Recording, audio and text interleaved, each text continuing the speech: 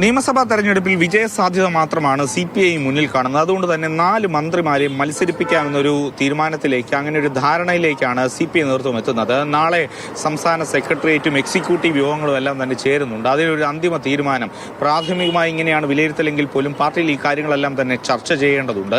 മന്ത്രിമാരെ സംബന്ധിച്ചിടത്തോളം കെ രാജൻ മാത്രമാണ് 2 ടേം പൂർത്തിയാക്കിയിരിക്കുന്നത്. ബാക്കി എല്ലാവരും 1 ടേം മാത്രമേ മത്സരിച്ചിട്ടുള്ളൂ. അതുകൊണ്ട് തന്നെ അവർക്കെല്ലാം ഒരവസരം കൂടി നൽകാമെന്നൊരു വിലയിരുത്തൽ പാർട്ടിക്കകത്ത് ഉണ്ട്. ഒപ്പം തന്നെ 3 ടേം പൂർത്തിയാക്കിയവരെയും അതോടൊപ്പം തന്നെ മികച്ച രീതിയിൽ പ്രകടനം കാഴ്ചവെക്കാത്ത ചില MLA-മാരെയും ഒഴിവാക്കുന്നതിനെ കുറിച്ചും പാർട്ടി ആലോചിക്കുന്നുണ്ട്.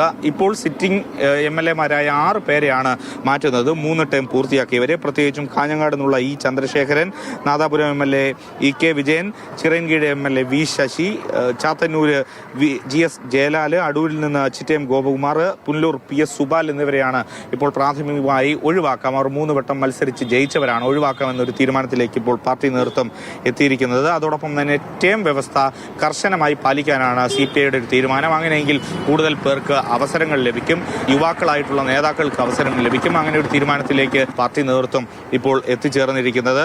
പ്രത്യേകിച്ചും പ്രാഥമികമായി ഓരോ സ്ഥലങ്ങളിലെയും പട്ടിക തയ്യാറാക്കിയിട്ടുണ്ട്. 25 മണ്ഡലങ്ങളിലാണ് കഴിഞ്ഞ തവണ CPI മത്സരിച്ചത്. അതിൽ 17 സീറ്റുകളും നേടുകയുണ്ടായി.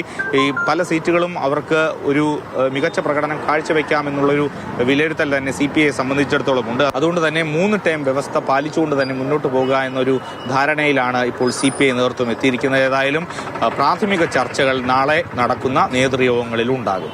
AK Stephin, Mathrubhumi news, Thiruvananthapuram.